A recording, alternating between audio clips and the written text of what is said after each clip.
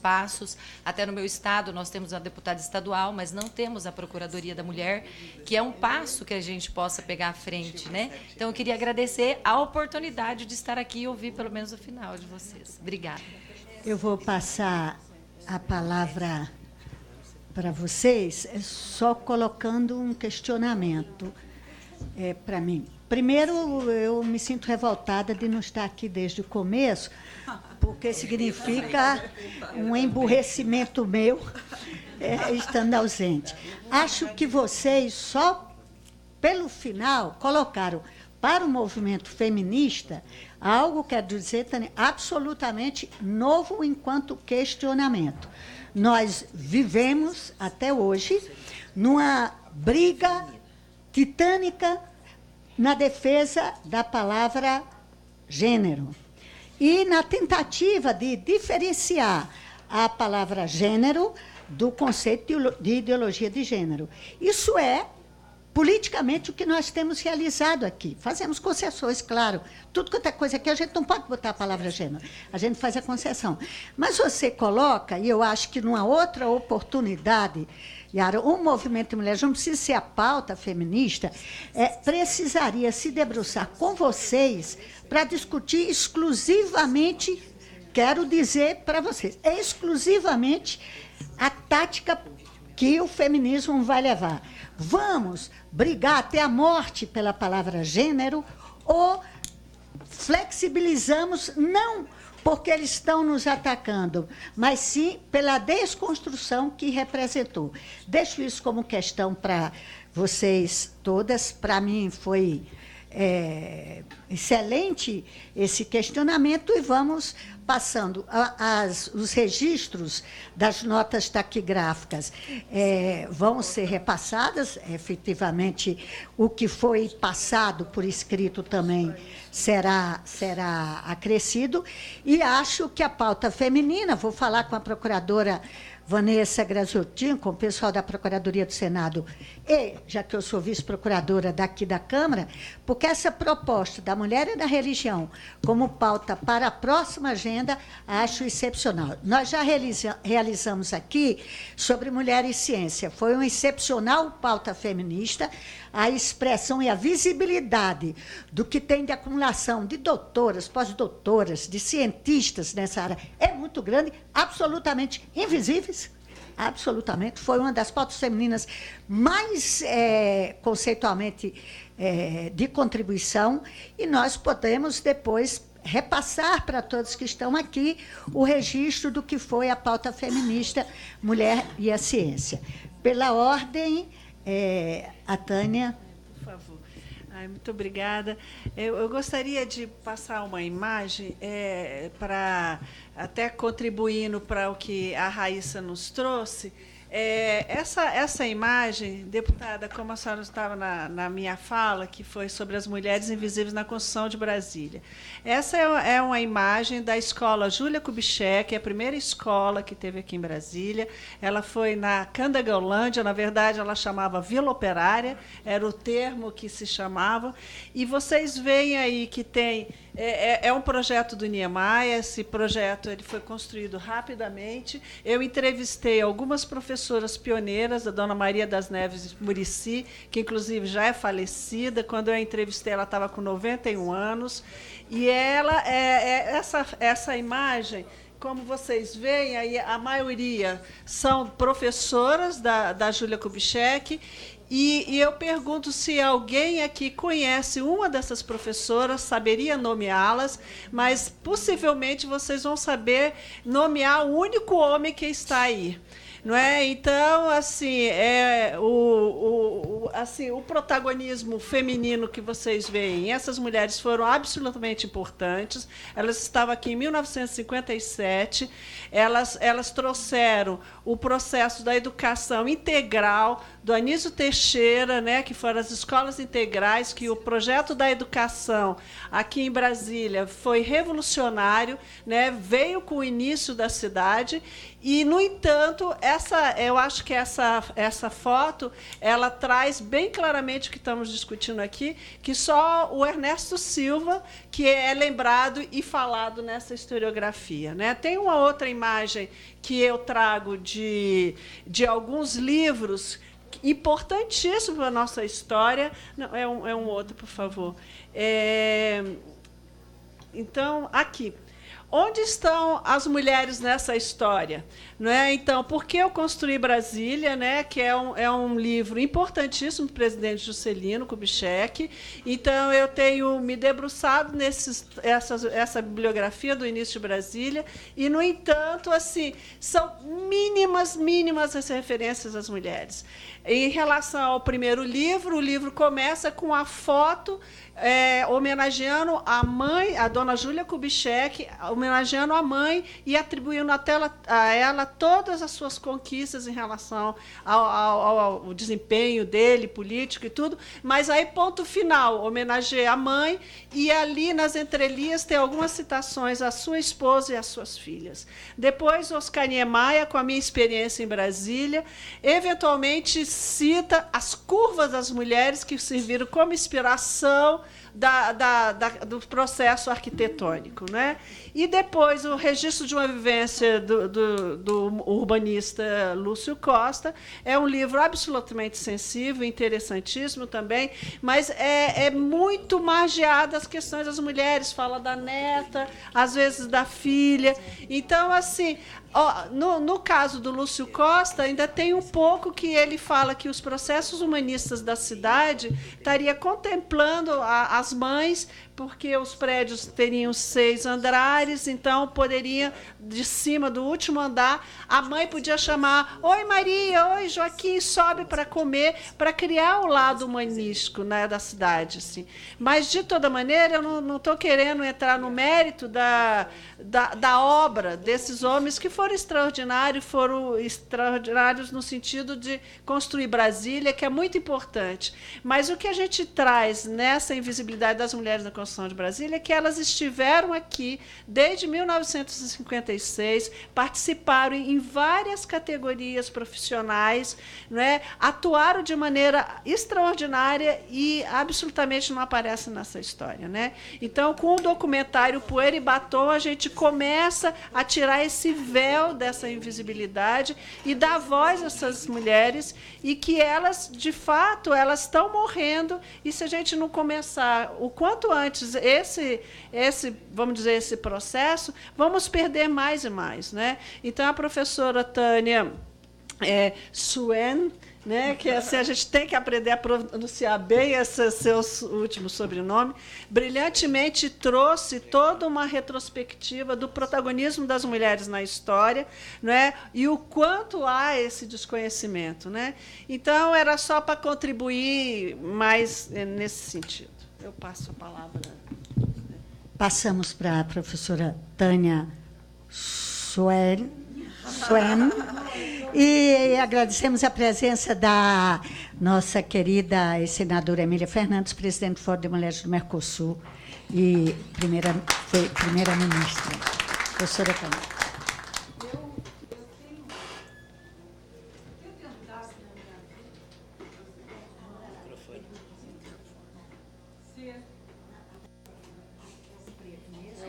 Oi, eu tenho tentado na minha vida ser uma pessoa livre e tenho conseguido muito disso. Eu queria fazer uma provocação sapeca em relação à temática da religião. Eu acho que deveria ser um encontro para se discutir a religião enquanto um fato sócio-histórico, e não discutir as mulheres na religião, porque senão vai ficar sempre a mesma coisa, a repetição. As mulheres foram alijadas da história, as mulheres não estão na religião, as mulheres querem... E eu acho, e invoco as mulheres religiosas, eu sou ateia, que elas pensem no divino e não na instituição religiosa, porque a instituição religiosa, todas elas são podres. apodrecidas, elas são corruptas. A história da Igreja Católica é uma das histórias mais lamentáveis que se pode descortinar. Então, a minha sugestão para esse encontro é que seja sobre as religiões, não é? E sobre como as religiões tratam as mulheres, e não o lugar das mulheres nas religiões. Perceberam a diferença? Pois é. Então, isso eu acho é a minha contribuição nesse sentido. Pense no divino e não na religião. E também, se não quiser no divino, pensar no divino, faça como eu, não pense. Quantas professoras que elas poderiam ser o motor da mudança, elas estão ainda profundamente assujeitadas à representação social da mulher. Aquela mulher que é tímida, que não fala. Eu fiz várias experiências em sala de aula, quando tem um homem, ele abre a boca, as mulheres ficam quietas. Fiz uma conferência longa, etc. Veio um homem fazer uma pergunta. Eu tive que dizer, e vocês não vão dizer nada? Só ele? Quer dizer, as mulheres são representacionalmente, socialmente subjugadas, elas são tímidas. Então, essas mulheres, o que há de ser feito, no meu entender, é cursos para as professoras, os feminismos para as professoras, porque aí elas vão poder multiplicar. Se a gente deixar na mão delas, elas vão repetir o que elas aprenderam. Nós temos que trabalhar não só os alunos, como as professoras, porque elas são o motor da transformação. Sem as professoras, nós vamos continuar. Mulher não vota em mulher, negro não vota em negro. Quer dizer, não há essa junção de forças do feminino, não é, para dizer eu estou aí, não é? Obrigada pelo interesse, pela participação. Obrigada, professora Tânia, pelas provocações. Josiane, nossa querida Josi. Obrigada. Sim, colocar para a companheira, né, que me chamou de contadora de história, que é uma honra muito grande, porque na nossa tradição, para os nossos povos, né, povo negro, para o nosso povo de matriz africana, a nossa história só sobreviveu devido à contação de história, né? Que já que não está ainda nos livros, né, já que não está em lugar nenhum, somente por meio da contação de história foi possível manter até hoje, para que eu pudesse estar aqui e pudesse estar hoje na universidade elaborando tudo que foi guardado. Então, é uma honra muito grande, né, ser colocada como contadora de história. Mesmo assim, não tenho uma idade ainda para ser uma contadora de história, conforme a minha tradição. Não existe uma hierarquia. Então, assim, com relação à pesquisa da Geralda, né, do Conselho da Mulher, assim, nós temos trabalhado muito, nós mulheres negras, a questão da interseccionalidade para discutir o fenômeno da violência, né, da violência contra as mulheres, contra a mulher negra, devido aos marcadores da violência com relação a essas mulheres. Aí esses marcadores, eles são do ponto de vista do local que você mora, da relação que você estabelece com o conhecido, com o desconhecido, com relação a como você se vai à delegacia de polícia e com relação também como você é recebida dentro da delegacia. Então, o conceito de interseccionalidade, ele garante que você consiga fazer uma análise mais aproximada do fenômeno da violência contra as mulheres e especialmente contra as mulheres negras. E aí por que eu falo especialmente contra as mulheres negras? Porque se nós somos a maioria das mulheres que morremos vítimas do feminicídio, do homicídio, é preciso investigar por que nós morremos mais. E aí os métodos de pesquisas que estão postos hoje não trazem essa realidade. Então, nós, mulheres negras, do Movimento Mulheres Negras, a gente está trabalhando a questão da interseccionalidade, que depois nós podemos, tanto eu quanto a Pilar, podemos passar textos para você, né, para ajudar nesse sentido. E, assim, com relação à questão da religião, no meu curso de psicanálise, eu vi que a primeira imagem, né, da mulher, ela é uma imagem da antiguidade, a imagem da deusa, né? Essa deusa que está presente em todas as sociedades, o sagrado feminino que está presente em todas as sociedades. Então, no Brasil, você tem, né, a imagem da Nossa Senhora Aparecida, que é a padroeira do Brasil, que é uma mulher negra, e a gente não aprofunda porque é uma mulher negra essa imagem. Tem aquele mito, aquela história que se conta, mas eu acho que tem muito mais coisa por trás, né?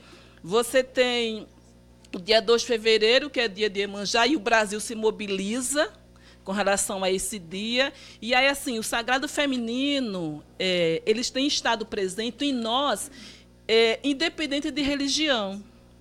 E aí o que a professora Tânia Navarro traz, o Sué,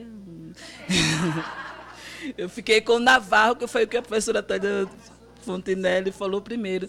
Então, Suene, esse sagrado feminino que está dentro de nós e nos mobiliza para estar aqui, né? Para pensar essas relações de poder que nos vulnerabiliza e nos subordina. Então, esse é o sagrado feminino, assim, que a gente tem trabalhado muito. E nós, de matriz africana, nós não temos referência de mulheres subordinadas.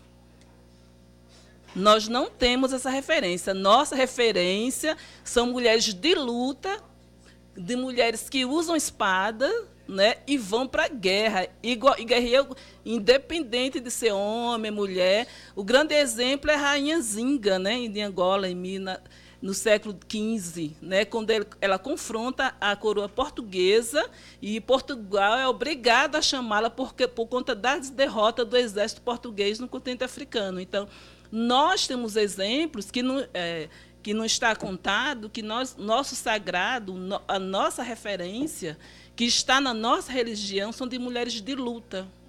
Todas elas, todas, cada um com o seu jeito, uma por meio da culinária, outra pelos aconselhamentos, pela sabedoria, mas, assim, nós temos referências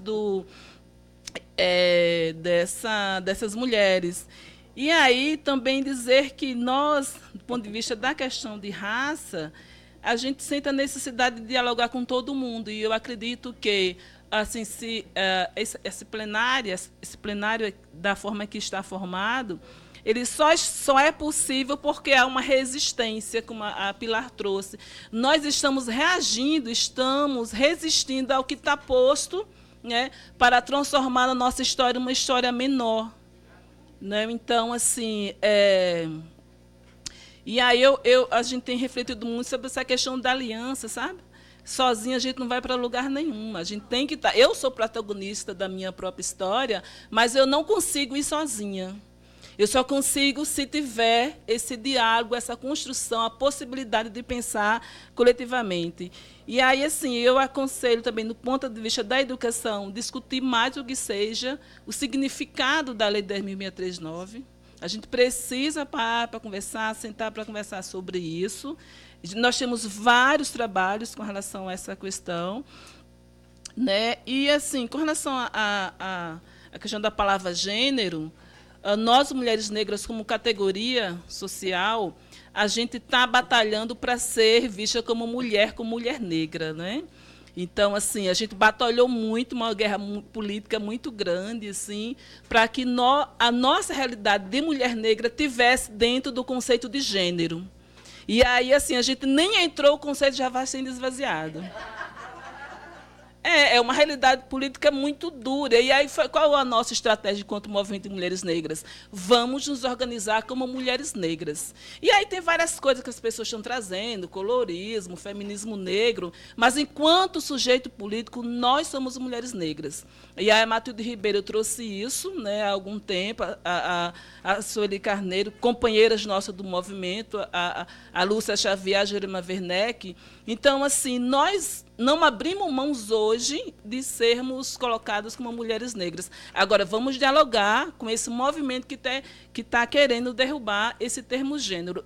E aí nós, do movimento negro, a gente tem uma experiência sobre a questão de raça. Nós não abrimos mão. Aí falaram, raça acabou na década de 90. Tenho certeza que a maioria das pessoas lembra. O conceito de raça não existe. Nós, o movimento negro, dissemos, o conceito de raça existe para nós, da população negra, porque é isso que nos coloca em situação de desigualdade. Então, assim, só para concordar com a professora, com a deputada Jo, no sentido de que, enquanto a gente não tiver, do ponto de vista político, solidificado essa questão de abrirmos mãos ou não dessa categoria política gênero, eu acho que a gente, né, eu acho que o debate está aberto e o debate está posto para o movimento político, né?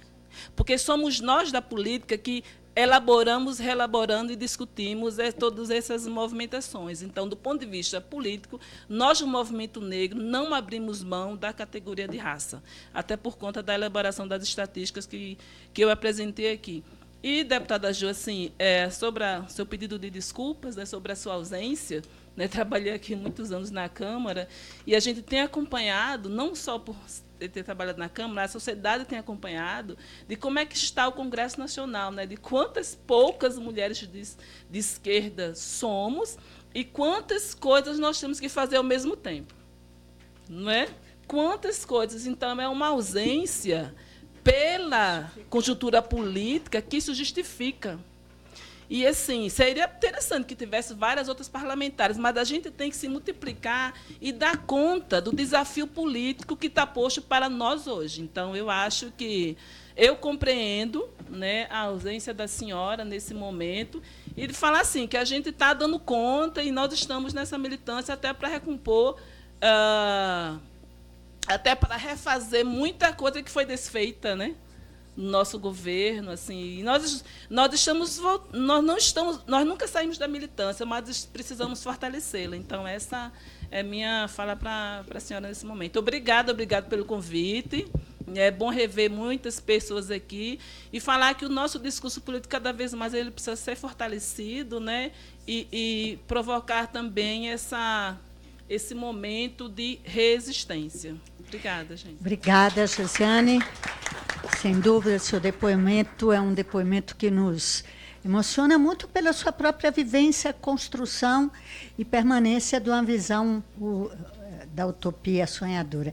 Nós vamos passar a palavra para a professora Pilar, lembrando que o link de toda o debate já provavelmente estará à disposição, a secretaria já passa para vocês, porque como estava no ar, na comissão, vocês poderem repercutir fora. Com a palavra a professora Pilar. Obrigada, deputada. Novamente agradecer a casa, novamente agradecer a todas e todos agora, tem mais de um, né?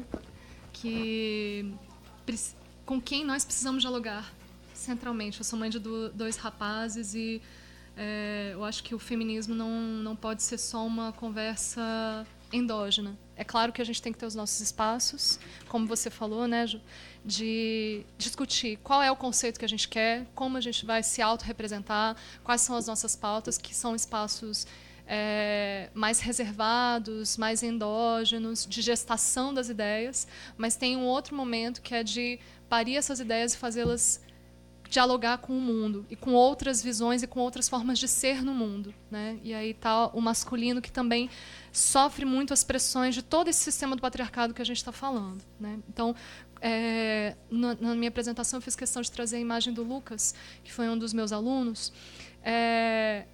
O feminismo, ele, diferentemente do machismo, que é uma ideologia, ou seja, um conjunto de conhecimentos e práticas a serviço de um projeto de exploração, ele é um ideário. E esse ideário, ele é um ideário igualitário. Ele é um ideário pela valorização da humanidade. Desde a menor partícula da língua, como, por exemplo, a palavra homem, já está presente todo o espectro de disputas sociais, como já dizia o Mikhail Bakhtin. Então, a gente deve sempre pensar em ser humano na sua pluralidade, na sua diversidade. A minha tese, que a Dani pediu para passar, ela é uma tese que fala sobre a resistência em movimentos sociais, nas marchas de mulheres que aconteceram no Brasil em 2015. Então, a gente sabe qual foi o cenário de destruição que já estava sendo implementado naquele momento. E, coincidentemente ou não, houve uma convergência, uma confluência de movimentos de mulheres naquele ano. Esse projeto que eu apresentei para vocês, ele ganhou o Prêmio Professores do Brasil, nas 3 etapas, distrital, centro-oeste, que é o regional, e nacional. Então, ele foi o melhor trabalho de 11 mil trabalhos inscritos realizados no ensino médio. E eu me orgulho profundamente disso, mas eu sei que esse trabalho não foi meu. Ele foi um trabalho coletivo, foi um trabalho colaborativo, que se eu não tivesse a parceria dos meus alunos, eu não poderia ter realizado o trabalho e ter tido todos os frutos tão bonitos que eu tive. Um dos frutos, por exemplo, foi uma mãe de uma aluna minha que veio conversar comigo na última reunião de pais, né? E aí ela, com lágrimas nos olhos, falou: professora, quando a senhora chegou, minha filha começou com uns papos estranhos em casa. E aí ela começou a se meter, que meu marido vinha, falava umas coisas para mim. Ela: não, você não pode falar assim com a minha mãe. E aí ela começou a chorar e ela falou: em função do seu trabalho, a minha vida mudou. Eu continuo casada com meu marido, mas a nossa vida familiar foi aprimorada, foi melhorada, pelo que minha filha pôde nos ensinar. E aquilo que ela só pôde aprender porque na sua sala ela teve espaço para conhecer. Então, isso para mim é de uma generosidade impressionante, é a utopia. A utopia, como o professor Rubem Alves fala, é o sonho que é sonhado por muita gente. É o sonho que a gente constrói coletivamente. Eduardo Galeano fala, citando um poeta, Antônio, que a utopia é a linha do horizonte que nos faz seguir caminhando. E nessa perspectiva, eu só posso caminhar e eu só posso seguir os passos e chegar onde eu cheguei porque eu continuo os passos de mulheres que vieram antes de mim. Donde eu estou com um projeto, um grupo de pesquisa, já temos quase 10 orientandas no IFB, Instituto Federal de Brasília, orientandas e orientandos. No grupo de pesquisa Falo Porque Elas Falam, estudos feministas e análise de discurso crítica. E esse Falo Porque Elas Falam resgata um pensamento tradicional Ubuntu que muitas vezes é traduzido como sou porque somos. No entanto, a identidade para o Ubuntu ela é uma identidade quando ela está sendo realizada na ação. E aí a gente pode falar ajo porque agimos, ou falo porque falam. E, no caso, eu só posso falar porque outras mulheres falaram comigo, falaram para mim, falaram antes de mim e vão falar depois de mim. Isso posto, eu gostaria de agradecer muito novamente a cada uma de vocês. Deixa eu só lembrar aqui. Denise Santana, Geralda, eita, perdi. Bom, que a memória, enfim, Raíssa. E aí a Raíssa e Márcia, a Denise, vereadora. Isso, a Márcia, isso, ótimo. Márcia, enfim. A Raíssa e a Denise trouxeram uma inquietação para a gente, que é justamente, que você depois complementou com a questão do sagrado feminino, que é de um saber vivencial nosso. Então, nós não vamos conseguir fazer revolução nesse país se a gente não abraçar todas as epistemologias, se a gente não abraçar todas as formas de conhecimento. Porque as formas de conhecimento que estão mandando no mundo já demonstraram que não deram certo. Né? E essas formas de conhecimento são falocêntricas, eurocentradas, são do homem branco, proprietário de terras, etc. Então, se a gente quiser uma outra perspectiva, a gente vai ter que aprender com as tecnologias de solidariedade que foram desenvolvidas essencialmente por mulheres. Mulheres que, como a companheira Carmen Foro, que foi uma das mulheres que me ajudou para eu poder fazer minha pesquisa, me ensinou o seguinte: ela é da CUT Nacional e ela é da Marcha das Margaridas. E ela me ensinou o seguinte: Pilar, eu quero fazer política com o que eu aprendi com os meus filhos. E isso não é demérito, muito pelo contrário. Muito tempo foi usado para nos aprisionar, essa coisa do cuidado, mas esse cuidado é um conhecimento que a gente tem e que pode permitir que a gente faça diferente. Assim sendo, da mesma forma, a gente não vai fazer revolução nesse país, a gente não vai fazer revolução na América, como disse o Frei Beto, se a gente não entender que a gente precisa da parceria da companheira Nossa Senhora de Guadalupe, se a gente não entender que a gente precisa do companheiro Jesus Cristo, que é um cara muito interessante, né? É um cara assim, que fala de igualdade, de amor ao próximo, a todos e a todas, enfim. Então, eu acho que são epistemes e formas de ser no mundo que podem, sim, somar-se para que a gente construa uma outra realidade. Por fim, falar sobre o espaço das mulheres na educação. A professora Olga Freitas está terminando um trabalho de doutoramento em que ela evidencia que nós efetivamente somos maioria, inclusive nos cargos de gestão. No entanto, a maioria dos cargos de gestão em que mulheres ocupam, que são 60%, são da educação infantil. Quando você vai chegando nas séries finais da educação, no ensino médio e nas universidades, quem ocupa esses cargos são homens. Brasília tem 58 anos e a UNB tem 56 anos, e é a primeira vez que nós temos uma reitora, a professora Márcia. Hoje, inclusive, a Universidade de Brasília, que foi a universidade na qual eu pude, assim como a minha aluna, ser mais, aprender, a partir de professoras como a professora Tânia, a partir de trocas como com a Josiane, com a outra professora, né? São várias Tânias na mesa.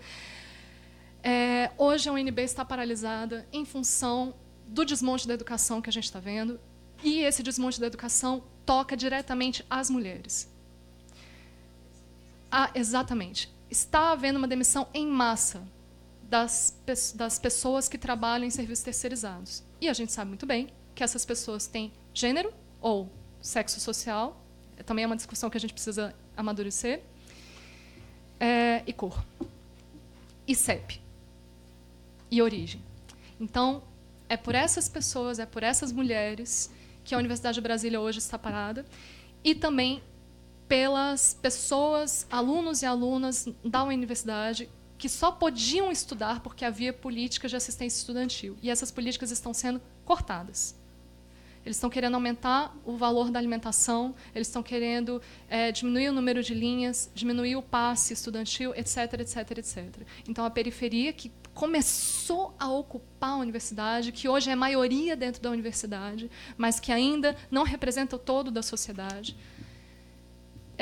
a coisa mal se construiu, já está se desfazendo. Então, hoje é um dia de luta, todos os dias, para nós mulheres, para nós progressistas, e aí eu incluo os companheiros que estão aqui presentes, são dias de luta.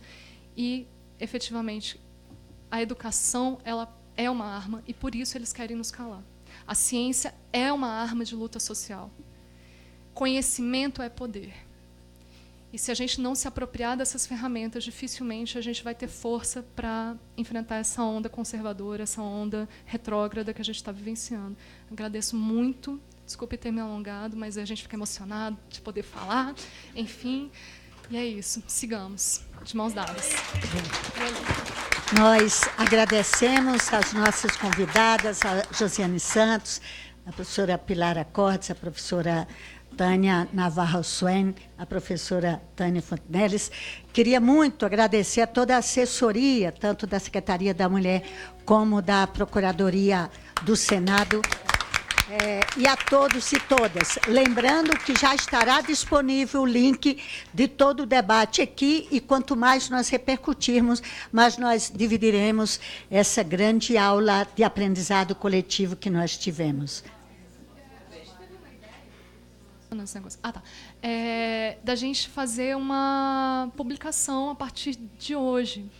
Então, que todas nós escrevemos. Então, a gente pode já somar essas que já estão prontas e aprofundar, porque eu acho que efetivamente a gente precisa produzir esse material. Agradecemos a todos e todas. Impresso para que as escolas possam se apropriar disso. Viva o Dia do Trabalho, que nós não comemoramos, mas registramos com luta. Viva aquele trabalhador que procurou aplicar a sua utopia em nosso país. Lula livre.